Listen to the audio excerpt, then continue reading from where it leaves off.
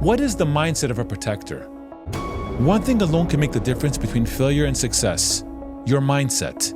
This podcast was created for protectors in the fields of law enforcement, security, and executive protection. Tune in every week where we look in the mirror to make real changes and learn how to achieve greatness by tapping into the Sentinel mindset. This episode is brought to you by The Arena. The Arena focuses on helping law enforcement and security professionals achieve their ultimate work experience, curriculum, and fitness goals. Visit thearenatoronto.com.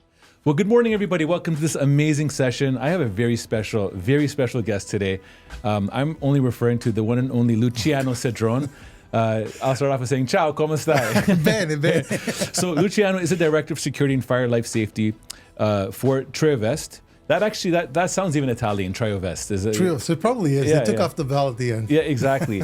And if you do follow Luciano, who's very active and he has a heart, he wants to see the security industry really grow and really excel. We basically relate to a lot of the things that we're going to be talking about today. And first of all, Luciano, welcome on the show. How are you doing today? I'm doing fantastic. I'm excited to be here. I enjoy our conversations. I think we both get a lot out of them. So I'm really happy to be here. It's a great day. Yeah. Amazing, man. Luciano, you've been into the security game for some time right now. Yeah. Just jumping in, because today what we're going to talk about is more or less the state of the industry and everything that we can do from the client side, from the agency side, to level up the game and really raise the standard. I guess a starting question, Luciano, would be is, when you look at the whole landscape of security, do you find it to be something that is considered the word acceptable? No, absolutely. We've got a long way to go. I think we've done a terrible job of doing ourselves or helping ourselves become better. We put more obstacles in the way than we do, sort of remove them. Okay, so that's good to know. I've been actually reading, in light of recent deaths that have happened this year with security, I've been reading almost like a governing body of people coming together and saying something needs to change, the government needs to do this, and everyone's kind of throwing out suggestions or comments or something must be done. Yep. But, my whole philosophy on this, it has to start from within first, meaning as in the individual, the agency, everyone has to work collectively together to make this. It's not going to just happen magically. What do people, the government, expect to do? I mean, from the lowest level, what the government can do is raise the standard. Yes. You know what I mean? Yep. So maybe we can start there, right? So right now, for an individual to get their license, it's a 40-hour course. Yeah.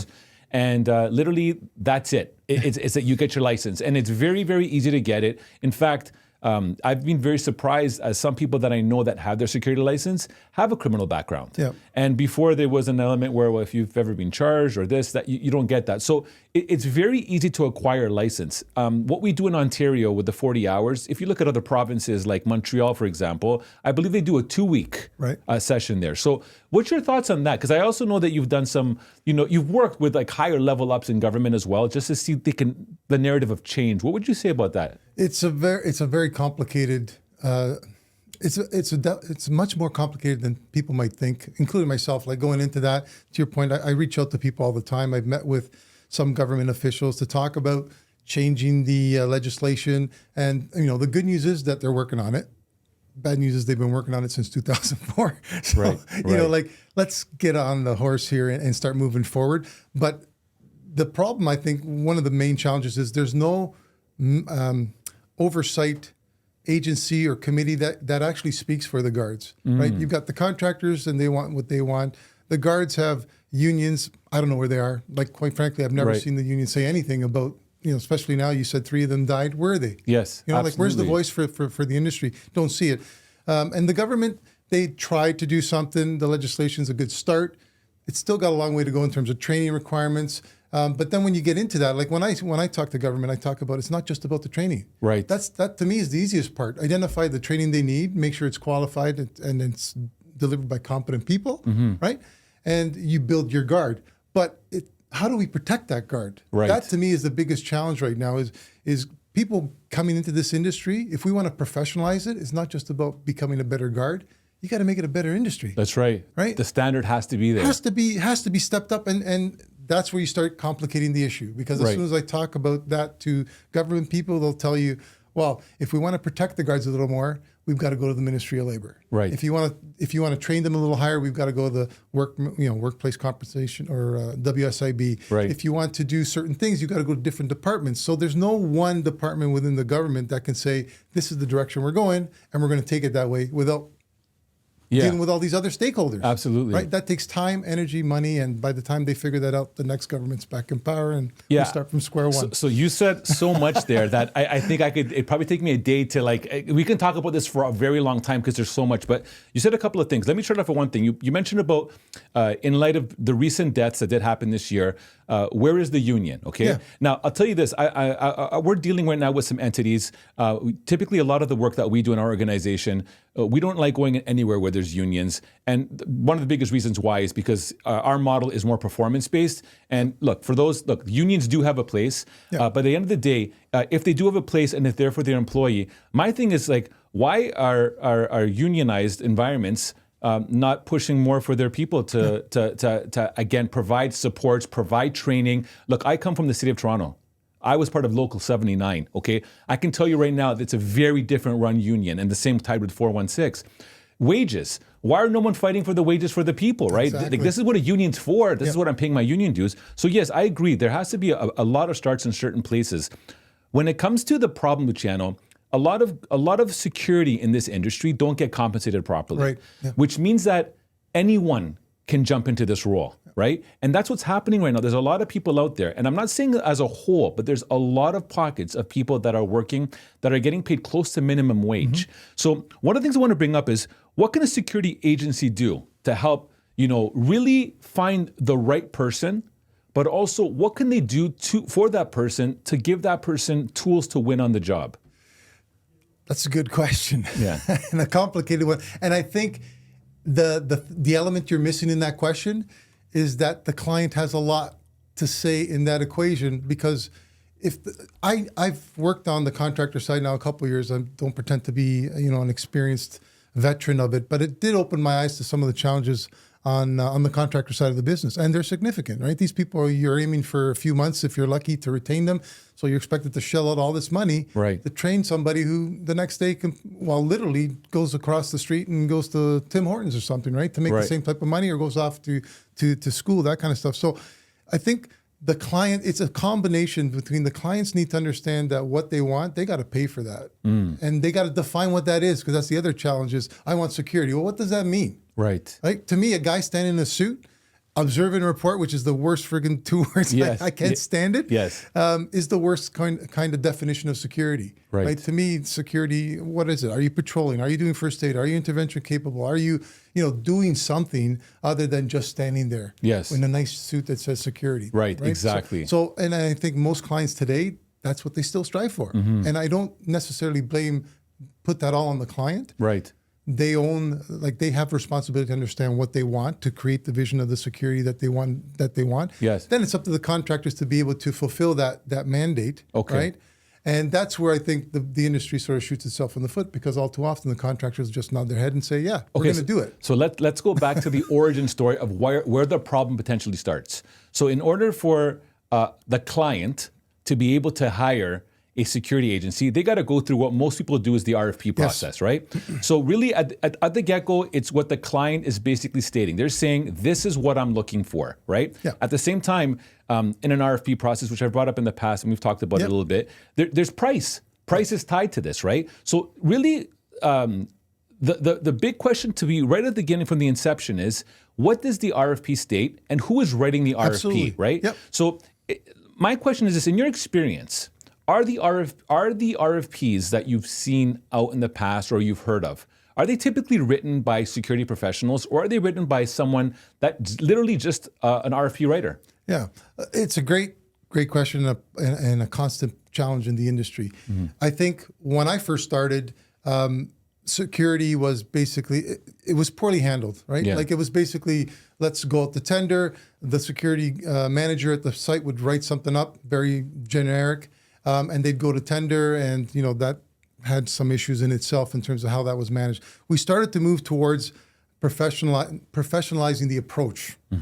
So having the proper amount of contractors bid, open bidding when it comes to the review, having people at the other stakeholders at the table to help you make that decision. Like for me, I was always open and transparent in my process. All the bidding was open. I brought all the property managers together, and we all voted on who would win ultimately the contract. So it was open, transparent. Everyone had a business reason that they could present to the team as to why we would go with a specific contractor. Today, and not necessarily today, but as I was leaving towards the end of my career there with one of my previous lives, it was already starting to shift towards procurement driven, right? So that's a problem in itself, because then it becomes only about dollars and cents.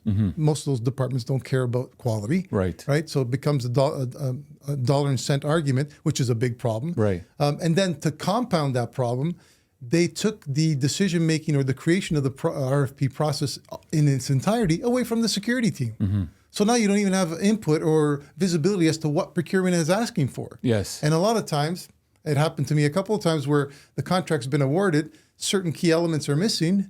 You go back to the guy who made the decision, and it's like, well, it's security's problem. How many times have you heard that? You figure it out, right? Right. And so you're cutting corners, you're mix and matching certain things that aren't meant to be together. Right. But you have to, because that decision's been made by somebody else who has no clue what the security program is about. Absolutely. And look, you said something. A lot of times people are saying, and I'm hearing this more and more, because the RFP process wants to defend itself. No, this is not just about dollars.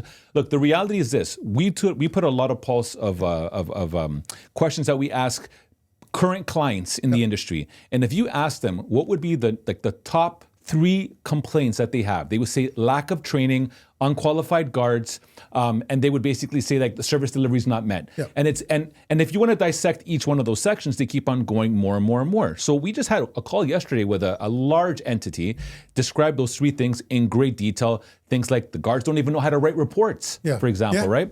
And then, okay, well, listen, we can solve your problem. It will cost this.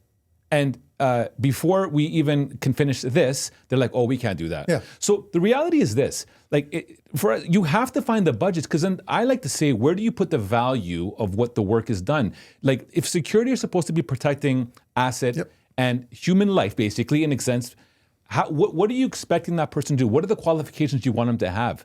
And at the end of the day, I know there's some corporations out there, Luciano, that they're just doing it because they just need security for insurance. Just like I need winter tires. Check mark. That's all it is. It's a check mark. So the reality is that I think it's important that we start from there. Do you feel that the RFP procurement process should involve a security professional or expert for their input? Absolutely. There has to be someone who knows the business to be able to determine what you're asking for is actually something that's achievable. First of all, does it make sense? Does it fit into the program?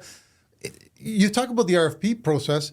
I would even suggest to you that most of those companies you're talking about don't even have a mission statement for security. Like they don't even have step 1. Well, if they go to ChatGPT now, they'll probably get it in 10 seconds. Yeah. Right. But and that's just part of it. Do you actually believe what you're putting down there? That's right. How many times do corporations put down, we believe in blah, blah, blah, and then you go there and it's like, they don't do any of this stuff. Right, exactly. Right? So that is a big problem. And unfortunately, the other trend I've seen in downtown Toronto is the not, I guess, juniorification. It's not really a real word, but of the security managers in those companies. So, positions that were typically fulfilled by directors or vice presidents, they've all been taken out. Right. I think there's one VP position now that I'm aware of left in the commercial real estate space that's with a company. All the rest have all been downgraded. So that to me is sort of shows what they think of security, right? That's right. We're not there. And I think that's where the industry has failed, is showing the value, changing the conversation, and stop telling me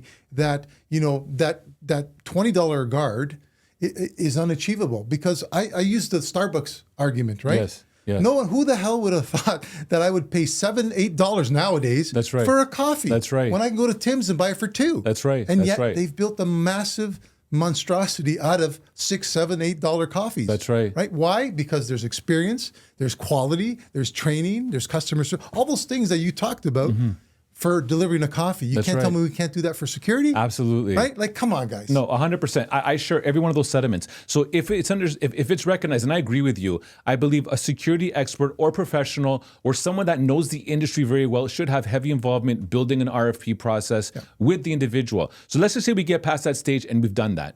Now it's time for the client now to start looking for, I guess, all the entries that are going to coming in. Right. How, in your opinion, because you come from the client side of things, what are things that you would recommend or suggest, things that you look for that someone that's bidding, right? If I'm an agency and I'm bidding, Yep. what would you say these are things that the client should be looking for in a security agency on a very bare minimum? Well, the typical response is, we got quality training, we got customer service friendly recruits. Yes. We've got quality clothes, we've got the equipment, like all that standard stuff. What I like to see in a contractor bidding or looking for my business is, are they engaged, or are they just still doing the same thing they did 10 years ago, first of all? Are they responsive? That's the biggest one. Is the training relevant, basically? Yeah, is it relevant? Yes. And are they responsive? That's the biggest one, because I think most of the guys that I speak to, it always comes down to responsiveness. Right. Everybody expects you to make a mistake or something to fall off the radar.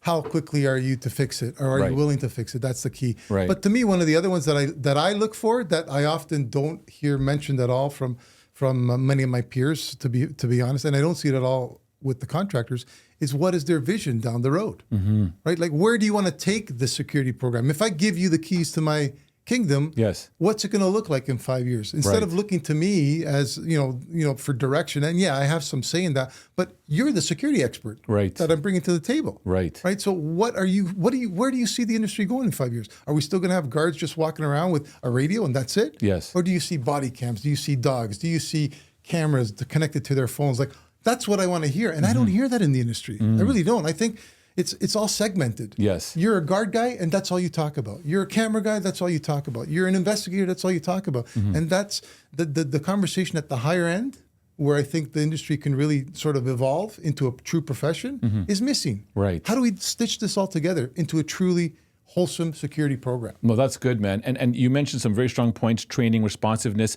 Do you feel, in your experience, that security companies, from your experience, are supporting their staff enough to succeed?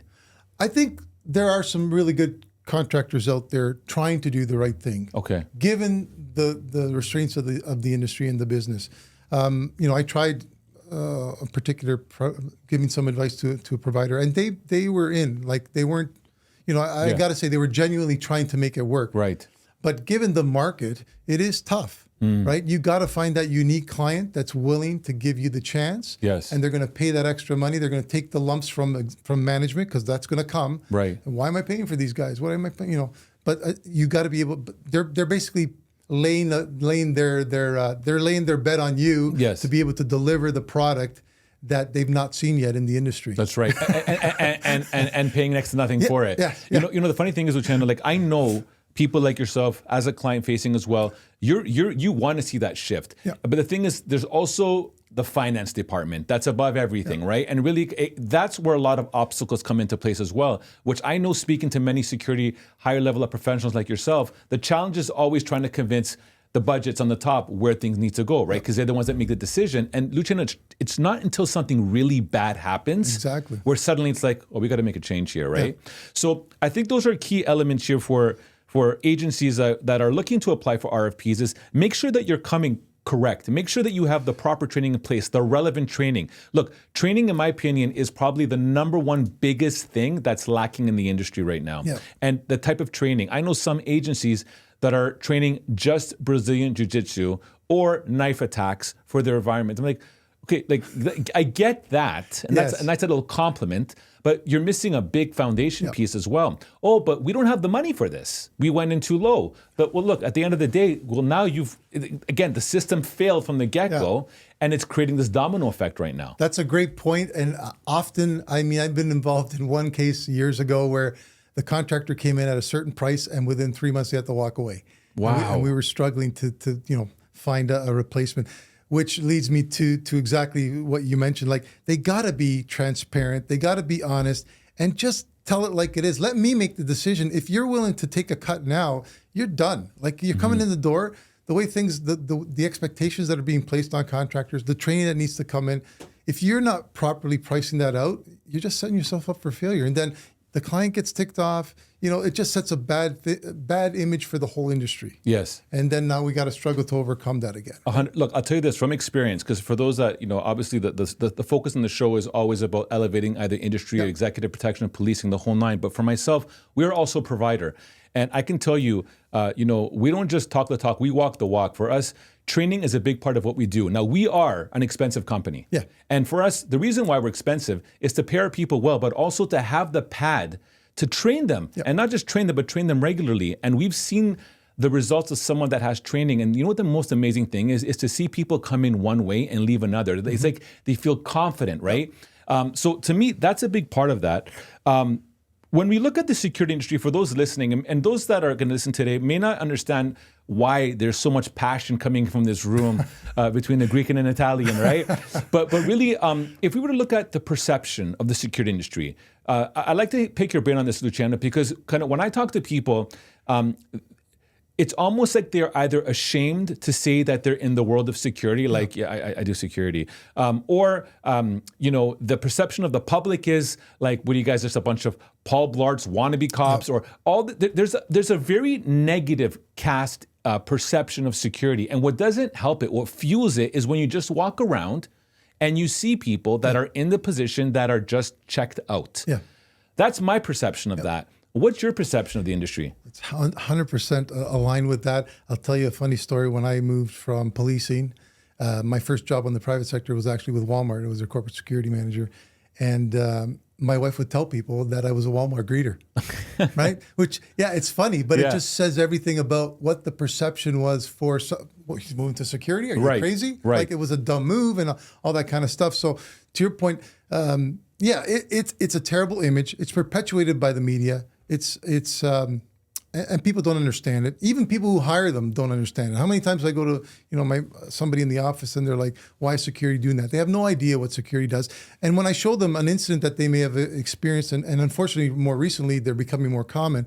We have a violent incident, a guard is injured or something like that. And you show them the video and they're like in awe in terms of, this is what they deal with. Yeah, they deal with it all the time. Right. And you guys get upset with them when they spend 5 seconds on their phone or they don't smile to you. They may have just seen somebody overdosed. Right. And they have no clue that that's the experience in the life that those people are living. So to your point, there's a poor image of the industry. And then that's where I point back to the industry. We've done a poor job of advocating for security in terms of what the job really constitutes. Why would anybody want to get into security if that's the image we have? You know who else is noticing it? See, we're just as professionals in our industry and as people in the security industry, they're just not noticing that. You know who else is noticing that? The bad guys. Yeah, absolutely. Look how often right now, just this week, someone sent me some videos. I know Joe Warmington from The Sun put another article out today about just how much crime right now is increasing.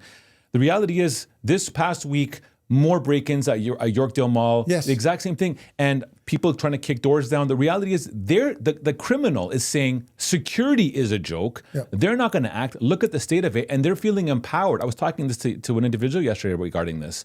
And that's the thing. It's like the perception of it all is so like, this is just, it's a joke. Yeah, That's how they're looking at that, right? So that's why I share the sentiment. Like I look at it and I want to be part of the solution. I want to be, what can we do? So maybe because we've acknowledged where the industry is and what we can do to make it better, Luciano, I love your insights and how you look at things. By the way, Luciano also does have a podcast. You guys definitely want to catch that. What's the name of the podcast? It's In the News, Conversations Around Security. It's a long, drawn-out title, but... No, that's great. But listen, the bottom line is that if Luciano and people like myself did not care about this, the reality is, look, I could very easily, as an owner of my company, just be profit-driven and not care. I could very easily, but to me, no, this bothers me tremendously.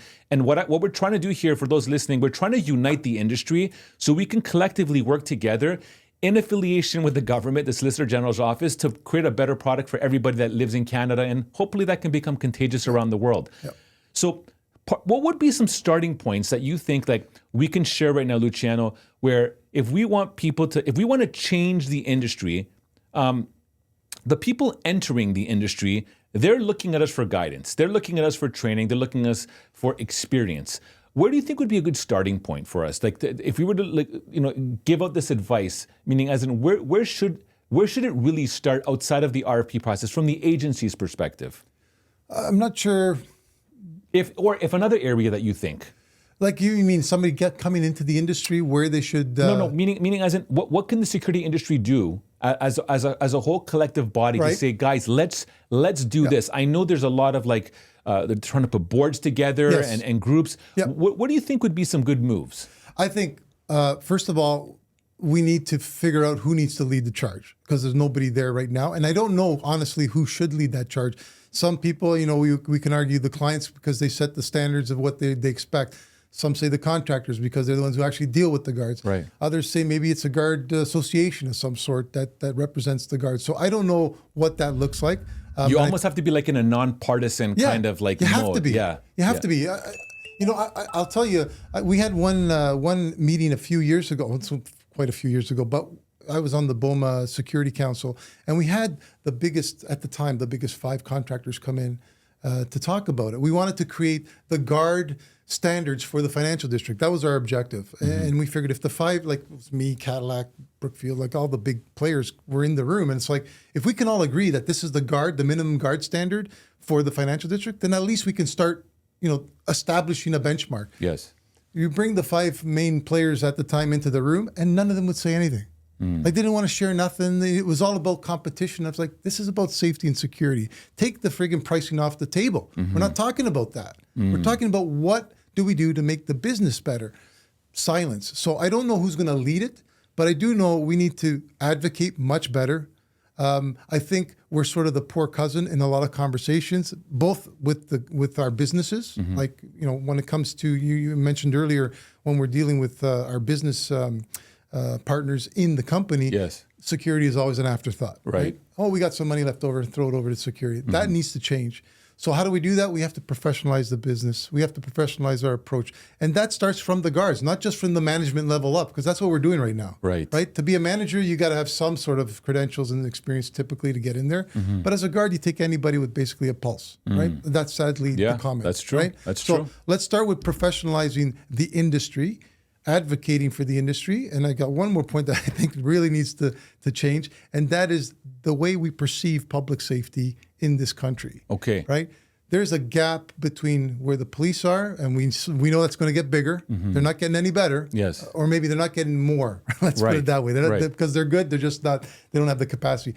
And public safety is going through the roof, right? Right. Everything's going through. This gap in the middle, there's only one place or one type of person that's going to fill that gap, and that's the guys in this room. That's right. Right? That's right. So we need to change the conversation from observe and report to what is security. Security, by definition, is providing safe space, not standing there and making a phone call or taking a good video. That's right. Right? That's right. So that, I think, is the biggest conversation that's not happening in this country, is how do we change the industry, both on the policing side, I have to add. Like, it's not just about changing security, but police need to change their models. Yes. I don't need a police officer directing traffic. I don't need a police officer taking a break and enter report. That's stuff where certain, whether we call it security or we call it special something or other, that's something where the private sector can step in and take over those jobs, so that the policeman can be left to do real police work. No, this is good. So we actually have a podcast coming out on Tuesday about, it's called basically how police and security can work together.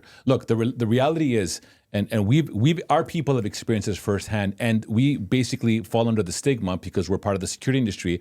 A lot of police do not look at security as a value, and justifiably so, okay? However, to bridge that gap, it's very important because security will be the first responder to a very situation. So he is going to see potentially that first potential death or potentially that first break-in, and whatever he does at that point is going to help the police officer. So in order to work together, these things have to come into play. So look, what you said is fantastic, right? I want to create a scenario right now, okay? So you've just hired that security company, and you've hired them based on everything that they told you. We're the best, we do this, we have the best trainers, blah, blah, blah, blah, blah. What would be something that you would expect on the very first day now, the security provider, the team comes in, what would you expect right from the top? Meaning as in, you're looking at this for this to happen in your environment. This is your basic expectation. This is what I expect from the guard now coming here. What would those expectations be? I would expect the guards to be prepared, and it's a bit of a a double-edged sword type thing because it's the same guard. You're just Right. changing the uniform Right. often, Right. Which is another issue. But Yeah. let's just say, you would expect the guards to be properly fitted, properly briefed Yes. with their new company, not weeks after still asking you questions about, I don't know how my benefits work. I don't know, Right. that should be on the front end. The SOPs, the should be updated. Like they should have their own set coming in. They should be merged with another question, the corporate Yes. SOPs, which Yes. often aren't there. Right. Going Right. back to your security representation for the company, they would have SOPs, right? You don't just assume that the contractor is going to do what you expect them to do. They don't necessarily align. Is what I'm getting at. There have been cases where certainly in the States, I've read studies where contractors have gone out and done things that weren't included in they weren't aligned with what the company expected them to do. And yet the company couldn't show that they had reviewed the SOPs. So by definition, you've approved what they're going to do. So if they go out and beat somebody to death, hey, you're on the hook for it type Right, thing, right? right. So that needs to happen. There needs to be that connection. That needs to be done before you start. It has to be aligned with the corporate vision and the client's expectations. But I think beyond the operational piece, which is often just, midnight turnkey, where's the political piece? So what do I mean by that? Come into the office. Introduce yourself to the property manager, to the ops manager, to all these people. You don't see that. It's usually just we took over the contract and that's it. That's the end of it. Like I Right. would like to see. I tell my guards at work, like my day job, right? Come on up and have coffee in our offices. We have machines there. Like they'd rather go to Tim's to spend $2 on a crappy coffee when they can come into our office and get the coffee. It does two things. You start connecting with people, right? Right. You start building trust. And you start becoming part of the family. You're no longer that poor, ugly child that they want to put into the closet. Yes. And I think that that's a key element that contractors often miss. Yes. They step back and it's like, I'm just going to talk to the security manager. Can I tell you what I think feeds that? I found out through some research that the mega players in the industry, they have a built-in mechanism in their business plan where they're going to lose the contract in 3 years. Yes. It's going to happen 100%. So because of that notion, they're trying to always plan their move ahead. So on the 4th year, when the contract retires, we're going to move into here. Yes, it's going to be a large account. Yes, we're probably going to fail at it. So it's almost like a failure mentality, meaning as in it's going to buy us time until we get the next. And you end up going through this circle, this loop of going through the same agencies. So I think it's very important, like, if an agency is going to come into something, man, like we as an organization, Luciano, are not trying to get into business to lose. Yeah. We want to win, but we also want to create a change.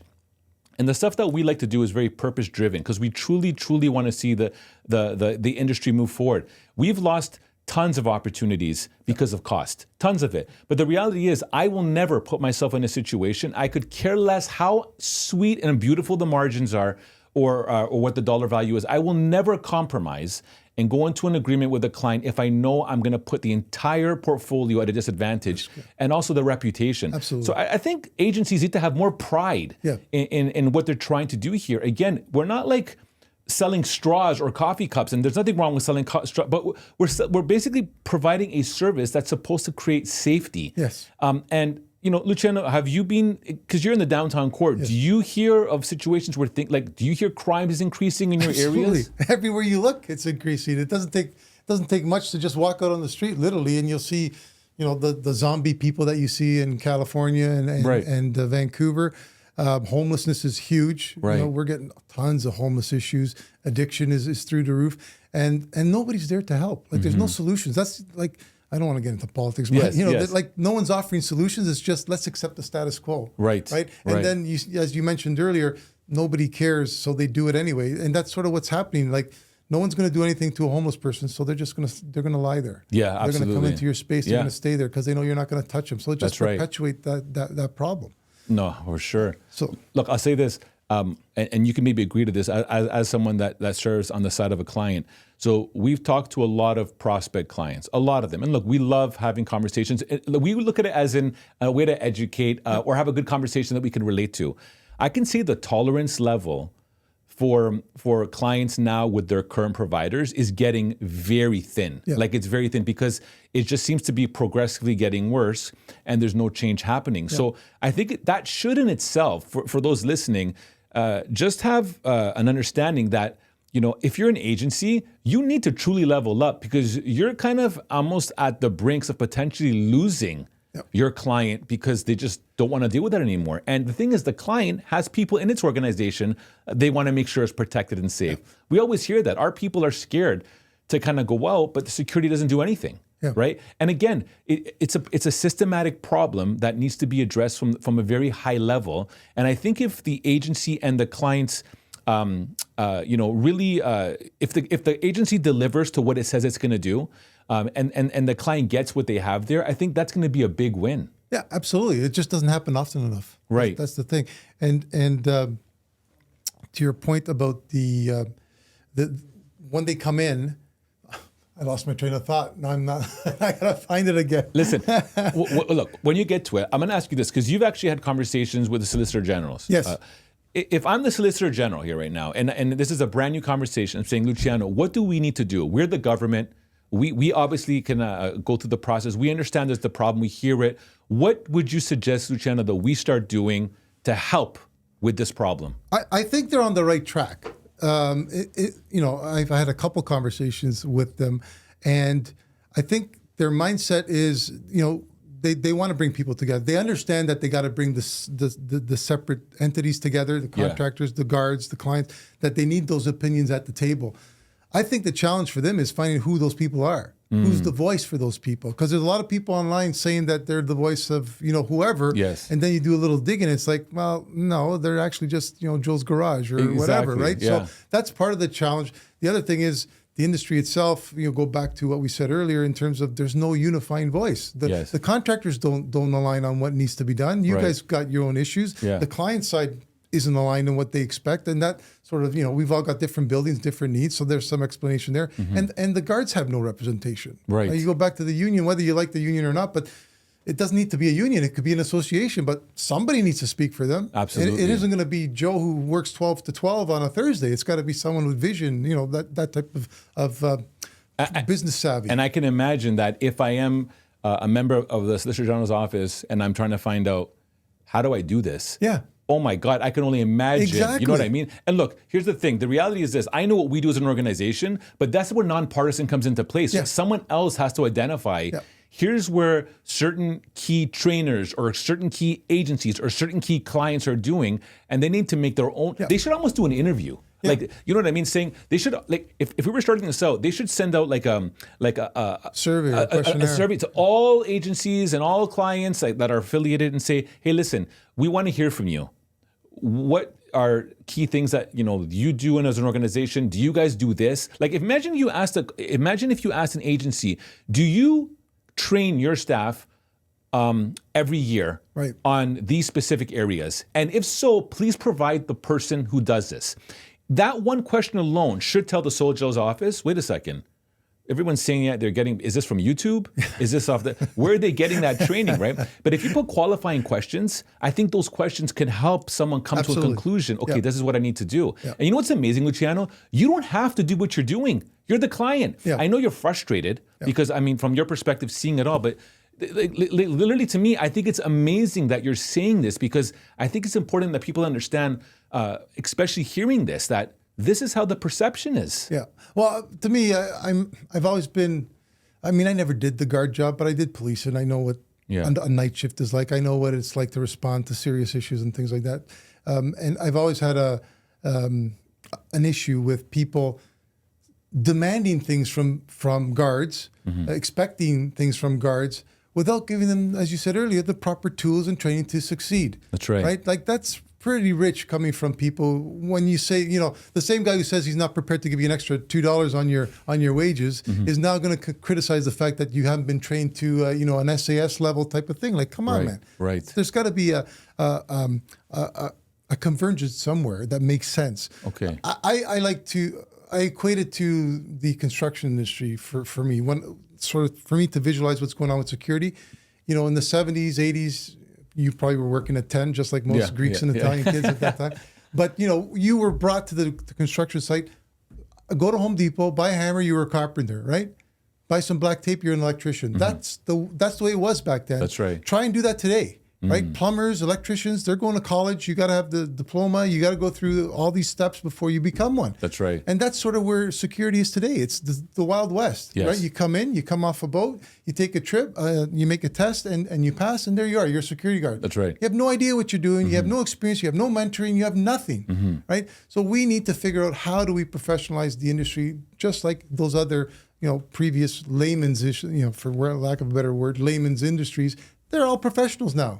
They work like doctors, right? That's 3 right. o'clock, they're done. They go home. Yeah. Not like it used to be. Exactly. So why can't security go down that road? That's what we need to figure out. What does the road forward look like for us? Who needs to be involved? How do we push that forward? No, I love what you're saying. And for anyone listening, if this does resonate with you and you feel that you'd like to contribute on this level, I'd love for you guys to comment, because these are things that we can kind of take back. Look, at the end of the day, sometimes, they say if you can't change something that's really happening, then create something else to kind of, make that change, right? Yeah. So we talked about the RFP process. We talked about how the client should be looking at things. We talked about how the agency should be doing for their people. Now let's talk about the people that are working in the industry. If someone's looking at entering the security industry, in our experience, a lot of people that are coming into it are looking at it as only as a stepping stone to get in. And that's also part of the problem, right? Yes, absolutely. So if I have to say this for those that are listening, and it may shock you, but you can have a very lucrative career in the security industry, okay? It's not just what you see. There's a lot of depth to it. Luciano, from your experience, I know you have a lot of certifications that you added onto your thing, and you're always growing. Yep. Would that be a starting point for those trying to get in, like level yourself up and add more skill sets? Yeah, absolutely. It's amazing, how much breadth there is to the industry. When you talk about security, most people think about cameras, right? Technology or guards, but they don't think about investigations, travel security, executive protection, That's event right. security. I mean, there's a whole gambit of stuff out there. So when I meet with people, and I don't consider myself an expert by any stretch, but I do get calls for coffees with new guards and a lot of coppers looking to transition. My advice to them has always been, join an association like ACES, for example, or That's right. CANASA. Get an understanding of how big the industry is before you commit to doing anything, and then sort of align yourself for it. Like cybersecurity is a new one, right? Relatively new. Yeah, it's been around forever, yeah, but yeah. there's another one that most people don't think about. So I've told those people, especially police officers, just because you got a badge don't mean you know anything about security. That's it's right. a whole different, whole different ballgame. Yes. And so I've always said, go get yourself involved with an association, expose yourself to those different streams, and then start making a decision in terms of what you want to specialize in. And to your point, level up, get your credentials, get your training, and then focus on that. It's funny, I got lucky. Like when I moved over to the private sector and I went with, Walmart offered me that position. Yeah. I was immediately exposed to all those things. I did travel security, executive protection, threat assessments, intelligence gathering, all that stuff. Right. So I immediately wow. Yeah. This is not just about managing guards, That's man. right. There's Yeah. a whole world here that's Yes. open to you. That's right. Right. That's and right. that's part of the reason why I got all the certifications to become Yes. more educated in those areas. But it is a big industry, and anybody getting into the industry, I think, it could be a really good move, and it's a lot of fun. Yeah. But we need to do more to make it more attractive for people to come That's in. right. Because it's tough at the bottom, man. That's right. When you're coming in as a guard, it is tough. Well, go on Indeed Yeah. right now and say, I want to look for a job of security. I want you to see what your average wage is there. Yeah. Tell me, how do you feel you're going to attract somebody to come in and say, I can make this a career? I mean, there has to be some level of lucrative aspect to say, I'm going to come in, I'm going to get paid, I can make this a career. Exactly. You know what I mean? So I think those are big key points. And I think that's very powerful. I think also for those, I always say this within our people, what you do with the small determines what you do with the many, right? And with the big projects and the big opportunities. You need to be able to come in and demonstrate that you have good work ethic, Yeah. that you're professional. I always say you have to show humility and learn. Even if you're coming, like you said, that's the whole police thing coming into the world of security. The humility is that, listen, you have a great skill set in policing. It's a different world here, right? Absolutely. Park the humility, let us pour into you kind of thing. You know what I mean? Absolutely. It's one thing, like when you approach it the way you're suggesting, it creates an environment where those guys feel safe. Yeah. To learn, to ask questions, so they develop as people, right? And Right. it becomes like you can really be a mentor to a lot of them and show them the way. I like to think I've done that with some people, and to me, the greatest compliment I get sometimes, not to toot my own horn, but when a person says, wherever you go, I'm going to follow you. That to me says I'm doing a good job. That's amazing. That's my barometer. Yeah. And if they say they don't want to see you again, then you got a problem. But my role as a leader for security to new people coming into the role is to give them the direction, give them the support. You want to take a course? Let's take the course. Why do you want to take a course? Go. I'll suggest to them what they need to do. Right. But that's what we should be doing as an industry, not just on an exception basis. No, that's amazing that you said the word mentor, because that is exactly like, if everyone that is in a position like ourselves, you want to keep on sharing. Like, it's almost like you're sharing like the key secret numbers for the lottery. It's like, you just need to do this and be on top of that. And that, what you're describing? You're describing servant leadership, right? Which is basically you're building, you're inspiring, you're motivating, you're uplifting that individual to be the best version, like a successor. Yeah. You see what I'm saying? It's all it is, Constantine, is showing that you care. Right. Like, to me, at the end of the day, that's all it is. I don't pretend to be the guy who's going to stop and say hello to everybody. Yeah. I'm actually pretty much of an introvert, but I do make an effort once in a while. I'll see somebody, I'll go over there and I'll talk to them. So I talk to guards and I'll find out, I was a policeman in Jamaica for so many years. I got these kids. I'm going to school. Here are my dreams. It doesn't. It may not mean nothing to them at the end of the day. Like, I don't really care, but it shows them, man, he took 30 seconds, a minute, 5 minutes out of his day to come and talk to me. I'm a human being. I'm not just a guy in a security uniform that everybody walks by all the time. And that to me is what it's all about. It's making them feel like their opinion matters. They matter. Let's make the industry matter. That's right. That's great, man. Look, you're basically describing being a good human, man. Yeah. And that's amazing from a very, very simple level. So we talked a lot today about a lot of items, and I feel that there's some key nuggets in here. Our hearts are to definitely see the industry move forward. Is there anything else, Luciano, that you would want to kind of say to the industry as a whole, as a collective, that we can basically put into place and start moving forward? Even some suggestions. I think we're starting to see a lot of positive signals. To your point, there's guys like you out here that are out spewing the word, trying to get the word out there, professing being a prophet of where we need to go type thing. Yeah. And I think that there'll be more to come. There's some really sharp young people I've seen in the industry that have got the same type of commitment and vision. They just need some time to mature. So those things are good. I think the industry needs to get out of its own way. We need to stop looking to others to do things for us. Like when you go back to that policing model. Yes. Why are we always looking to the police to sort of dictate what security needs to do? Right? Like, we sort of let them run the conversation when we could be owning part of that as well. We can do some things. We will do this. Police don't have to do that. Right. Don't let them just assume that they need to do it. Let's tell them we can do it and take it. Take ownership. That's right. Right? We can do 3 guards for every copper that's out there. That's right. Right? Triple our resources. That's right. By giving them the opportunity to do traffic control, something like that. So I think the industry needs to do better to advocate. Where we find those leaders is the big question. But I think there's some positive signals I see in the environment, even online. And I don't go on Twitter often, but you can see the difference. Like, there's the guys with vision are out there saying, Constantine, great job. Loved your podcast. Good to see that type of thing happening. And then there's the other guys going, I remember this one guy.